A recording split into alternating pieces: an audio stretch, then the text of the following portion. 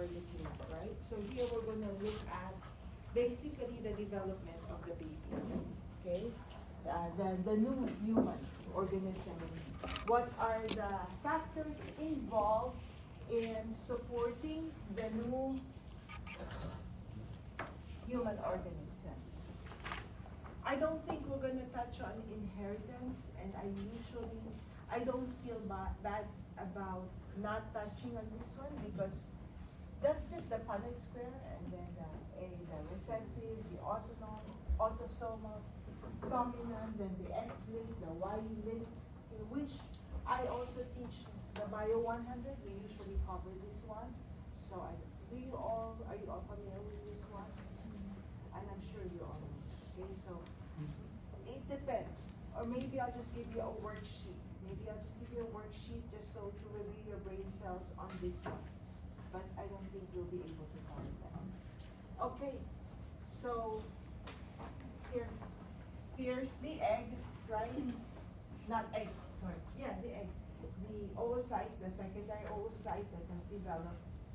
And I think it's in this one. Yeah. Okay. So we're gonna look at the events happening during the entire life of the new individual. But I want you to know a few terms first. Gestation, as opposed to pregnancy.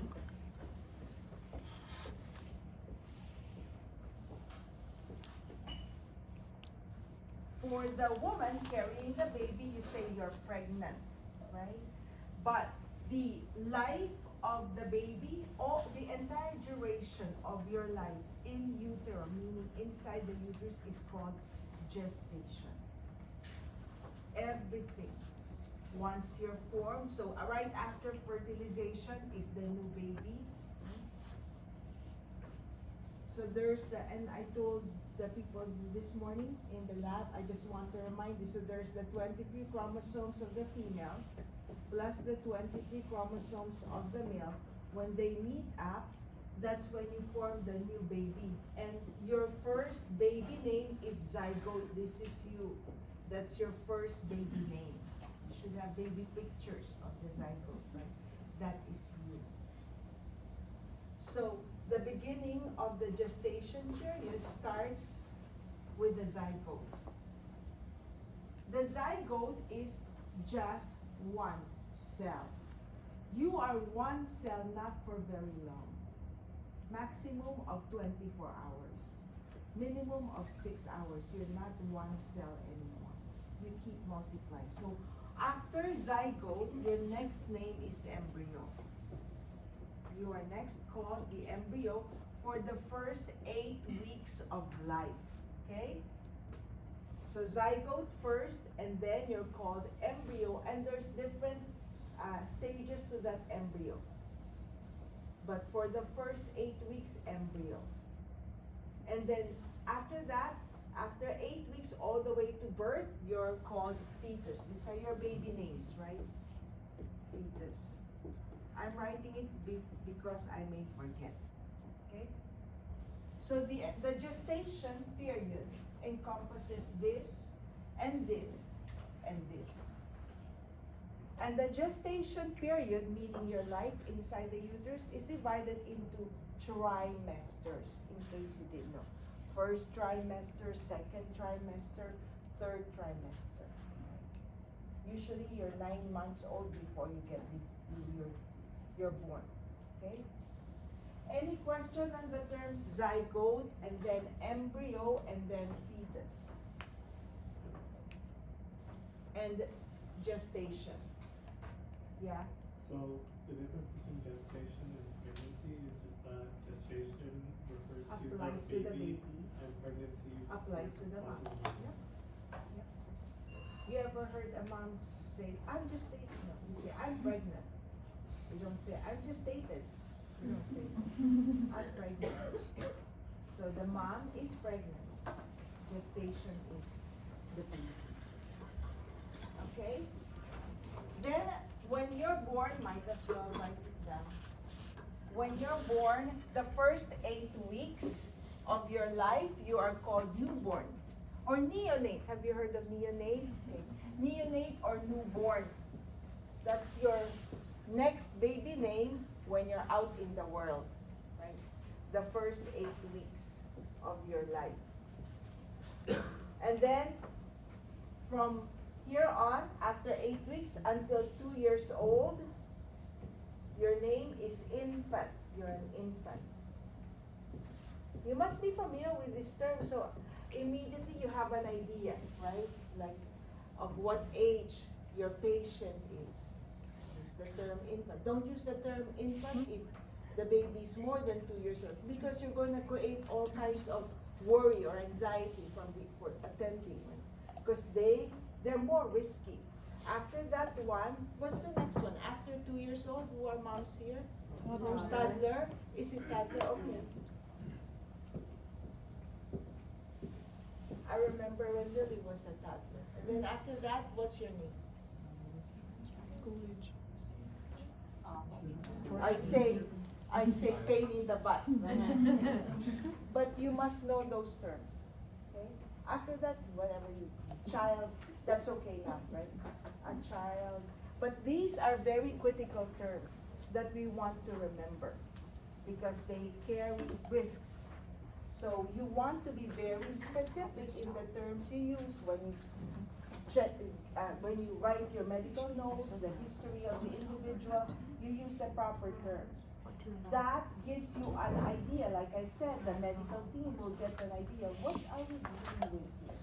If it's just not just a child compared to an infant, I'm going to look at the infant first. You see what I mean? That's why the word you use is very important. If you don't remember the word, then you just write the age. Say 8-week-old baby or something like that. Okay? Okay, so now we're ready to look at the different events that happen. So what happens during fertilization? This must be the first event, right?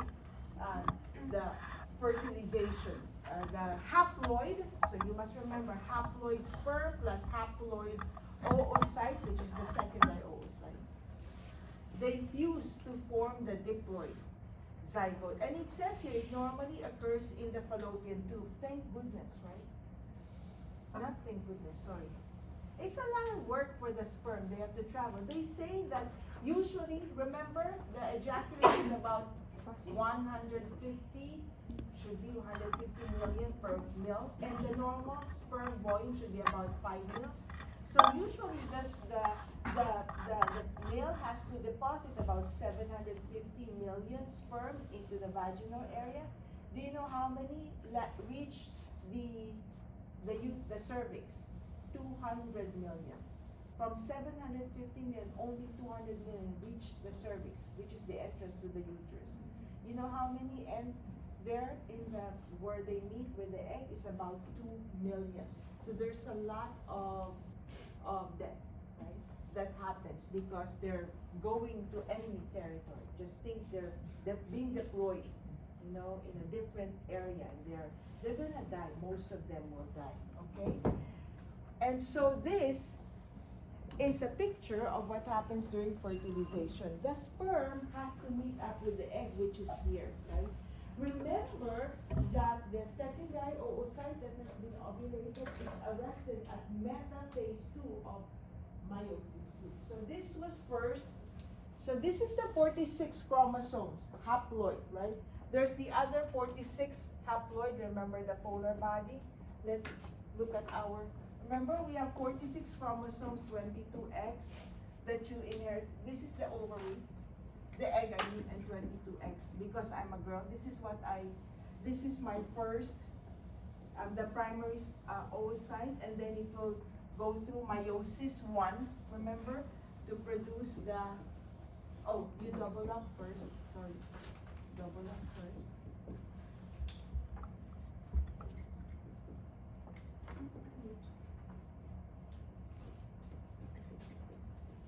So this is the secondary spermatocyte, right? And this is the first polar body, which is this one, which is haploid, okay? It's haploid and it contains 46 chromosomes, right? These are called autosomes and these are called sex chromosomes. Okay? And this one will proceed with prophase 2, metaphase 2, and then it stops at metaphase 2. So these chromosomes, the 22X and the 22X, they were first in the center. Then when there's a sperm, right, when there's a lucky sperm, and I want you to remember what are the layers of cells. Do you recall this egg when it was ovulated? It came out with a layer of granulosa cells, which is your corpus luteum cells, remember? The follicle cells. You remember the egg is covered by the follicle?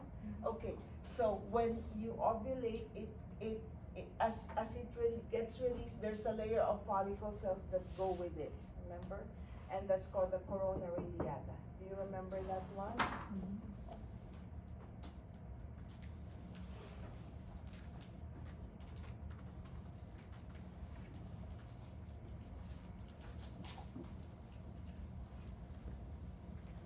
So this one right here, do you remember the Graafian follicle? And when it gets released, it has the layer of cells. This is what we're referring to in the picture, okay? Right here. Okay, so that's the layer of follicles that came out. Now it's in the fallopian tube. And this egg, the secondary oocyte, also makes this thick zona pellucida. So the corona radiata is the contribution of the follicle cells, but the egg itself makes its hard eggshell, the shell, called zona pellucida. And so you got millions of sperm cells that have to weaken that, so to allow one sperm to be lucky and enter. You need only one sperm. Once there's one sperm that was lucky and entered, actually this oocyte is going to undergo chemical reactions again to reseal the cell membrane. For some reason, once there's the 23 chromosomes that enter, that's their signal. They reseal that, and it's called to prevent polyspermy. Right? So it's called reverse blocking. Don't worry about that. Just I'm not going to ask you for terms. I'm going to write on the border. I'll tell you what you must know. Does it make sense? Once one sperm enters, think all of these millions of sperm were able to weaken this one. So that's weak. So then that means this oocyte has to reseal this fortress again, the zona pellucida, make it thick again and impenetrable, so that now you have the human being, hopefully. So this one, that the presence of the 23 chromosomes from the male, which is either 22X or 22Y, right? I want you to remember, a lot of people make mistakes. So if you're a male, you have 22X and 22Y. That's always your chromosome count if you're a male, right? If you're a female, you are 22X, 22X. Okay? In other words, you got 44 autosomes and the XY if you're a male. You got 44 autosomes and the XX if you are female. Okay? Okay, so this is how it looks like under electron micrograph. You see the sperm, and this tail will just disintegrate. And you see this one carrying the 23 chromosomes. And at that point, the 23 chromosomes of the male will be called a male pronucleus, right there. And the 23 chromosomes of the female is called female pronucleus. They're not nucleus yet. A nucleus should contain 46 chromosomes.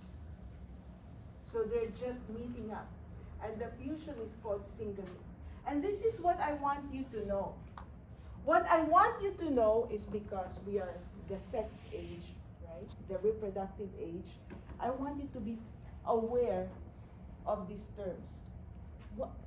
What's the definition of a cell? It is the smallest unit of life. So the cell is alive. So if you're familiar with when life begins. Okay? So that you know that pregnancy is not a joke. Okay? And I'm just educating you, maybe I'm sharing with you my belief because I know when life begins.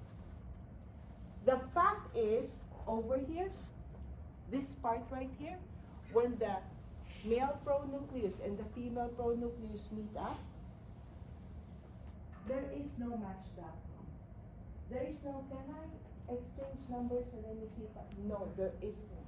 Once they meet, actually, there's no window, there's no, oh, in 12 hours they become a nucleus. No. Once they meet, it's called a nucleus. They just have a term for this one, pronucleus, meaning 23 plus 23 equals 46. And it happens immediately. Okay?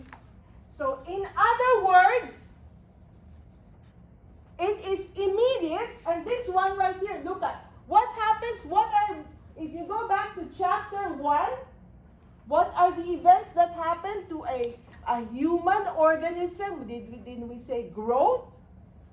And growth by mitosis, right? Cell division. So immediately after your one cell, you are a zygote for no more than 6 hours to 24 hours. The medium is maybe 12 hours. You're no longer one cell. You are 2 cells. Right? So this is why they say if you don't eat, the best is just to abstain. Right? Abstain from, but the after, what do you call, after morning? After day, what do you, after, Morning after. oh, Yeah. those, just remember, right? Just remember you're no longer one cell. That's 2 cells. And look at, is there a pause? No. It just starts dividing. The one that takes the longest time, they say, the longest time is from dividing from 1 to 2 cells. After that, it's an explosion. And so look at this one. Look at by day 5. Look at how many cells you are now. Right? A lot of us don't even know we're pregnant. Day 5, we don't even know we're pregnant. But that's the new life over there. So it's just an explosion of cell division, and you must know the word cleavage. That's how they divide. In the first trimester, they just multiply. And what is this cell division? Is it meiosis or mitosis? Mitosis. They just start dividing. And again, I wish, there is no match.com. So once the sperm and the egg meet, that is the beginning of life. They just start dividing. The baby is a zygote. And the longest time for it to become 1 to 2 cells is about 12 hours to 24 hours. That's the longest time. And then after that, this happens with the quickness. Okay? And so you must know cleavage. And the cells, when they divide around a central cavity.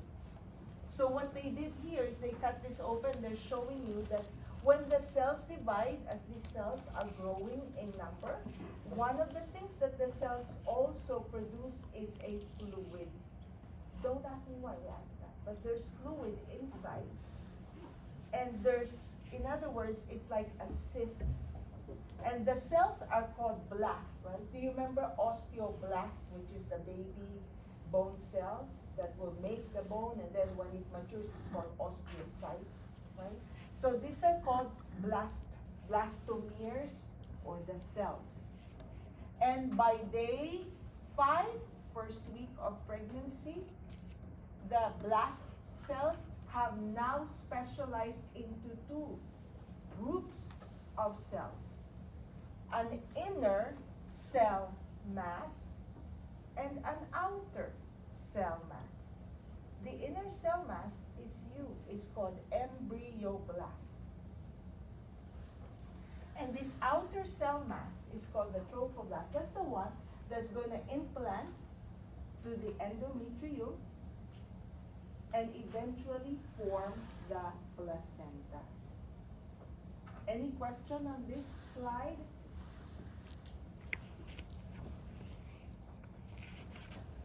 Remember cleavage, zygote, cleavage, and then of course I hope you know embryoblast. And then the outer cell mass called the trophoblast. And you should know what's the function of each. The embryoblast is you, is the baby. And then this one, the trophoblast, is very important because that's the one that's going to invade the endometrium so that the baby is implanted firmly. And that's also the one that's going to form part of the placenta. The development of the human organism is amazing. So I hope that you understand when life happens. When I finally realized when it happens, you just become emotional when you realize this. That's you, that's all of us. We were given a chance, that's what we did. So, anyway, so you see, look, about 6 days after fertilization, now you have the outer cell mass. Look, there's you. Look at what you do. All of us hide under the covers when it's so cold, right? So look at, you hide yourself within the endometrium. There's nothing for you to memorize. I just want you to see how beautiful it is. You enter, you hide yourself within the endometrium, and that's the job of the outer cell mass. The outer cell mass, actually, the trophoblast cells, has a lot of enzymes that's able to weaken the endometrium of the mom so that you can implant. And this is called implantation, which makes sense, right? You implant, I guess you must remember, you implant in the endometrium, not in the myometrium or the perimetrium, in the endometrium. Because you implant in the endometrium, if something happens, you can easily shed this. When you menstruate, what are you shedding? Aren't you shedding the endometrium? Because the baby is implanted in the endometrium, childbirth is nothing but a modified menstruation. And if something happens to the baby, you menstruate. When you menstruate, you're just releasing the endometrial contents, never the myometrium. Okay? Okay, and here you are. You see what's going on? You see where there's something very important then about all of this happens in the first trimester. For 6 days of fertilization, you enter it. You see how you tumble? There's the sperm meeting up with the egg. And you see as you roll over, even in the fallopian tube, and that's why ectopic pregnancy can happen in the fallopian tube. You're already dividing it. But even right there, as you're rolling, you're already multiplying. Okay? So, and then you're implanting. All of this happened in the first week. Okay? And now, after 8 days of fertilization, the baby starts secreting this HCG, right? The key is to prevent LH. LH is your hormone, right? FSH and LH. The key is to prevent you from menstruating. So the key is to make sure that the progesterone levels are high. And what makes sure that the progesterone levels are high, I think, is the ovary. That's the ovary. The ovary makes estrogen and progesterone. So in the beginning, the corpus luteum was able to maintain the high levels of progesterone. But after about 8 weeks, like I said, the baby is able to take over. The baby, the cells of the Trophoblast cells are releasing the HCG. And if you look at this picture over here, as they release the HCG, the HCG diffuses through the lining of the mom and can enter the blood vessel. So that's when the HCG starts appearing in the urine of the mom. And that's why the presence of HCG is a positive for pregnancy, because it's made by the baby, not you. And what do I mean by made by the baby? It can only mean that there was fertilization. This cannot be like this if the egg was not fertilized to begin with. Right? So that's why HCG means you're pregnant. Okay? And that HCG is able to maintain, this one right here, the HCG from the baby is able to keep the ovary, the corpus luteum, active for about 3 to 4 months of pregnancy. And then after that, the placenta is the one. The placenta takes over the function of the ovary, meaning the placenta is able to maintain high levels of progesterone. Did you get that? What do you need to remain pregnant is high levels of what? Progesterone. What organ in the female reproductive system makes progesterone? The ovary, right? Okay? And we know that the action of, so here's your hypothalamus, right? That releases the gonadotropin releasing hormone that goes to the pituitary, FSH, LH, we know that. And then this goes to the ovary, and the ovary makes estrogen and progesterone, right? So, and we said that progesterone is your pregnancy hormone. P for prepare for pregnancy and maintain pregnancy. And if there's no ovulation, this can only keep high levels of this one for about 2 weeks. No pregnancy, no fertilization, it disintegrates, becomes corpus albicans, remember? But if there is pregnancy, the beta HCG keeps telling the corpus luteum of the ovary to maintain high levels of progesterone. Please raise your hand if you're confused. Do you remember this one? Do you remember the corpus? What is the corpus luteum? Let me do this much better so you're not confused. Do you remember when the ovary, when the egg is released during ovulation, right? There's my egg that's released during ovulation. The follicle cells that remain behind within the ovary is called corpus luteum, right? Corpus luteum. These are the follicle cells that remain in the ovary. They're the ones that release the egg.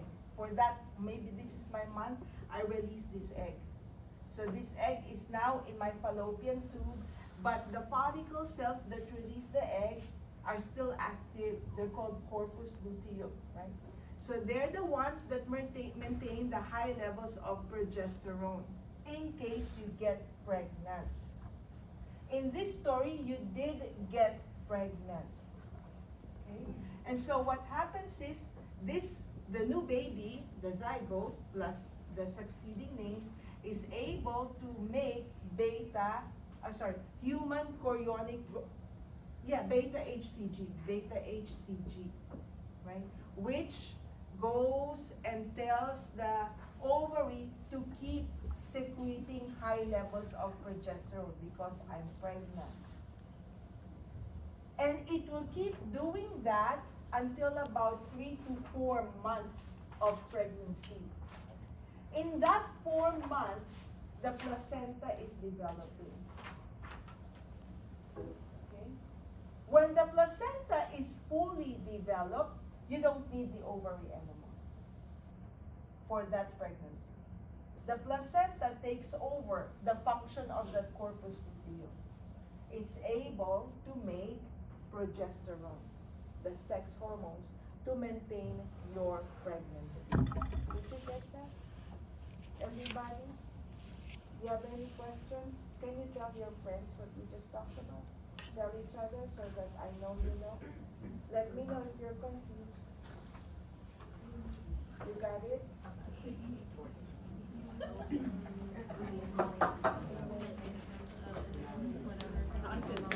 Talk to each other.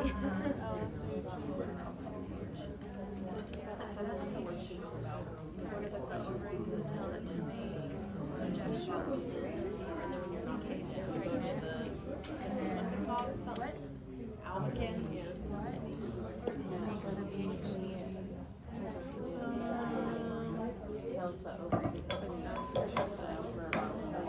She said the placenta. Well, because it goes into the ovary. Like the cell of the baby, whatever. Oh yeah, it's a baby. So like that's yeah, so that would be like what a zygote. So then that makes sense on that, which then tells the ovaries to keep making more progesterone. That's like one of the questions they ask you. You need to like kind of put it more than like you when I say sometimes. You really couldn't keep it.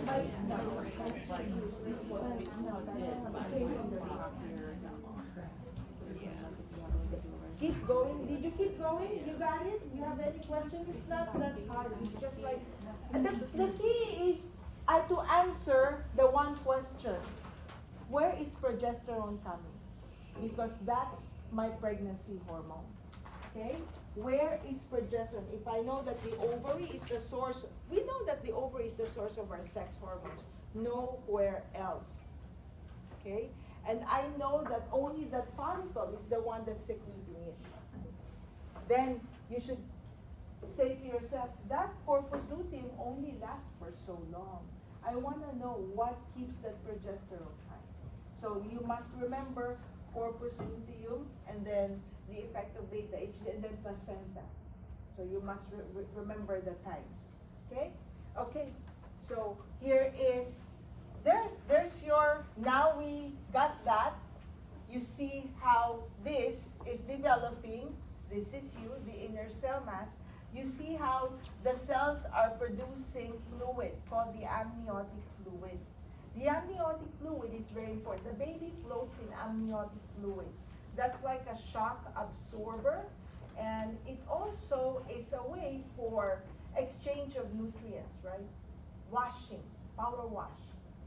So entry of nutrients and exchange, it happens in the amniotic fluid. Okay?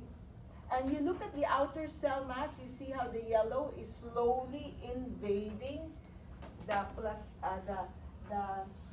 endometrium of the mom.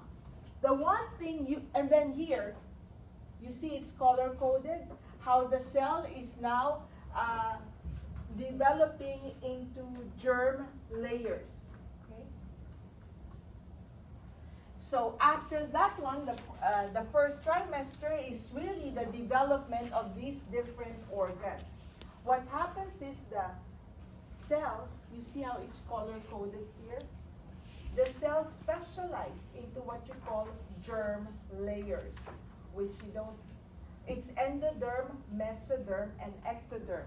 And the next slide, see, it tells you ectoderm. Just know this one. Ecto means outside, right? The ectoderm is the one that gives rise to the outer, the skin, and the nervous tissue. Endo for inner, the internal organs. Meso for muscle. That's your mesoderm. All the different organs develop from there. Okay? Now my question is, there will be no pictures like this. My question is, so there's your development.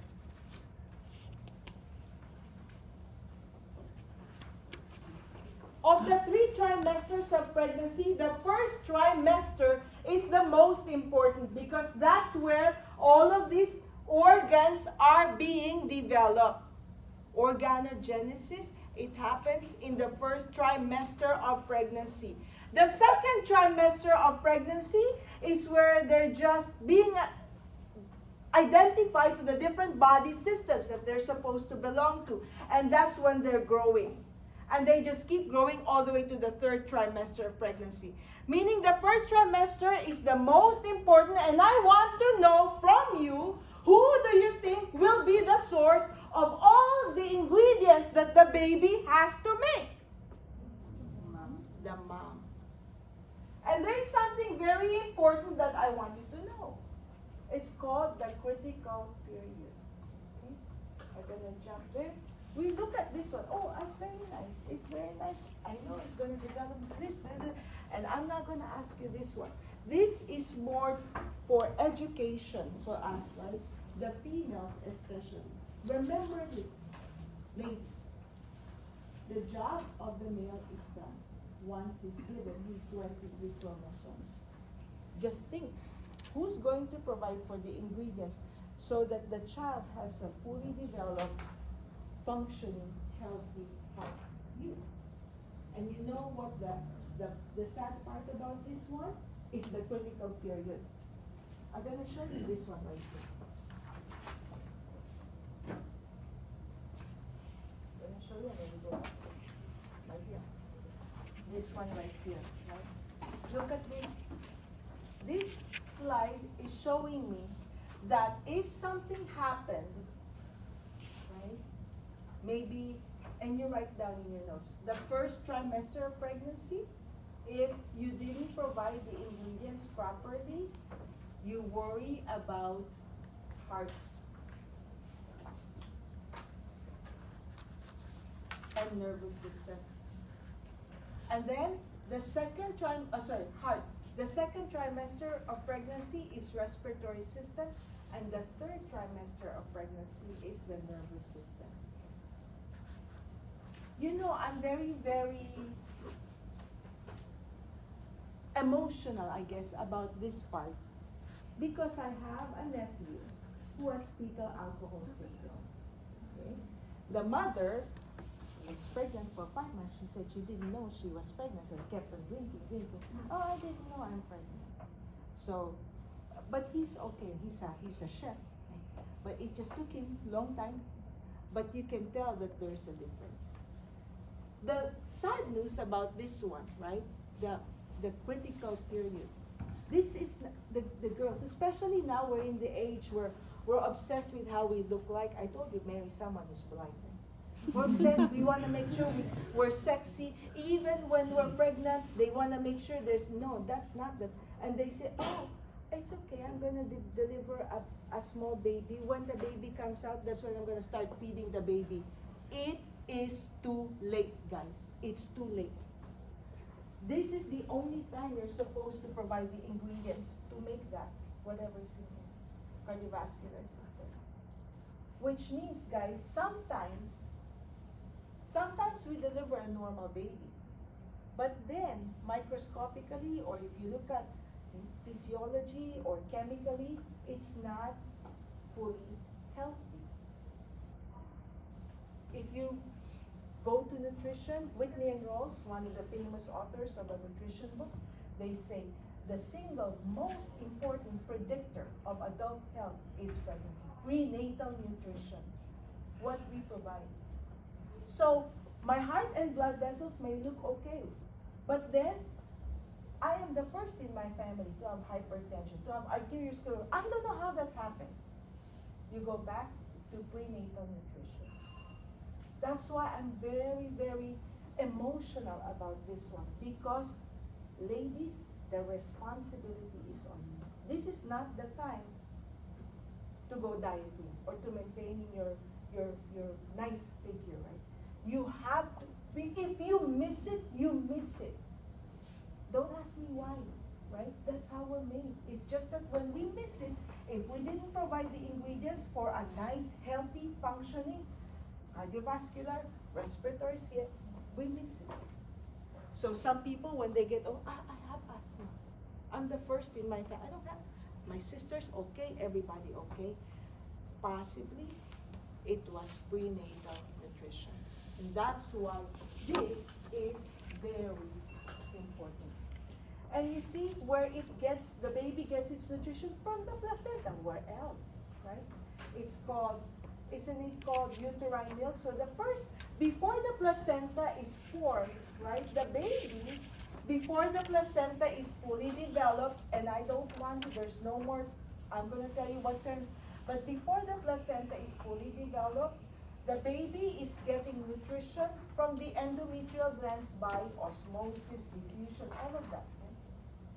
Right? Glycogen, that's the main, because the growth is an explosive metabolism of the cell, so they need that nutrition. And then eventually, when the placenta fully develops, it's able to exchange nutrients directly from the mother's circulation. By the way, it is possible for the mother and the baby to have different blood types, because you see here, they're completely separated. You see the baby blood vessels and the mother blood vessels. They're completely separated, right? What's in the mother just passes through by diffusion osmosis.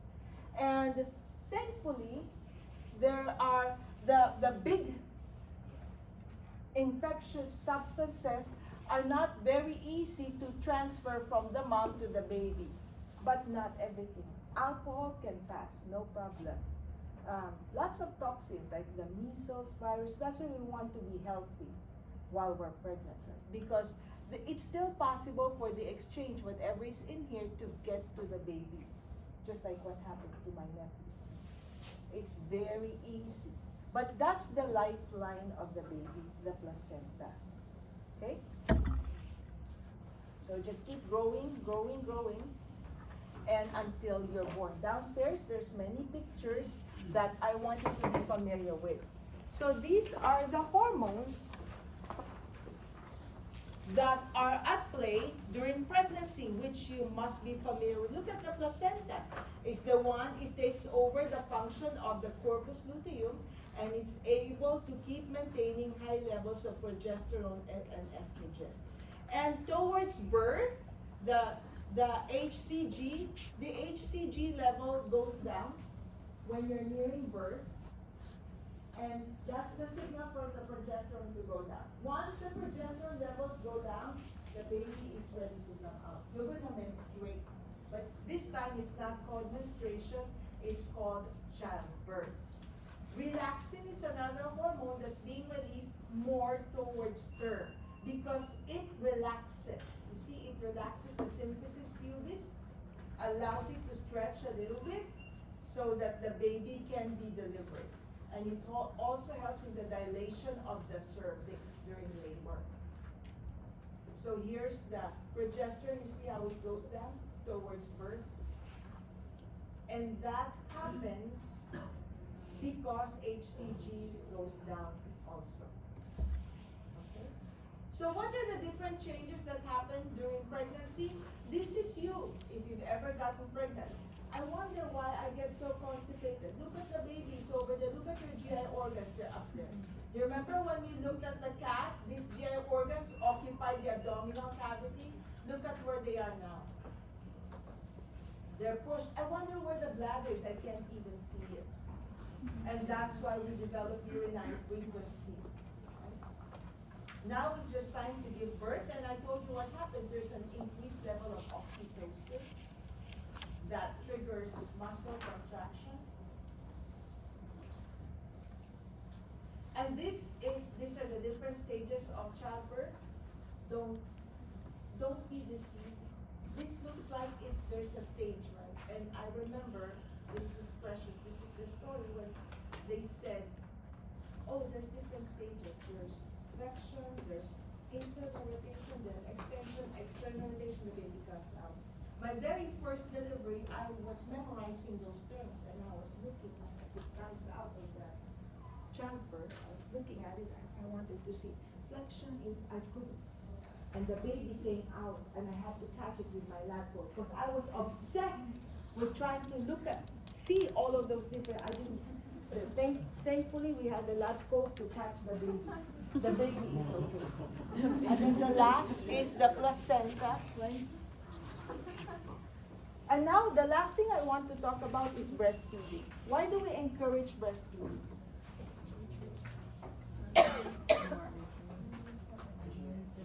There's two, yes, very good. Two things, immune, right? It contains IgA. IgA is the only thing that breast milk has formula out there in the market can never replace. Only breast milk has IgA. IgA is to coat your secretions, right? I breastfed Lily until she was 2 years old, and she never had to go to the ER. Zero. So it coats your respiratory tree, coats the GI tract. Number two, the nutrients in breast milk, they're simple nutrients. Remember, we were talking about the digestive system, the carbohydrates have to be enzymes, all that stuff. Babies don't have their enzymes yet. So the nutrients that we provide through our breast milk, they're the nutrients of polysaccharides, the peptides and the fats that are easy to digest, to break down and absorb. And that's why it's the one that's advised for feeding your baby. And I don't know if we're gonna do this. We'll see tomorrow.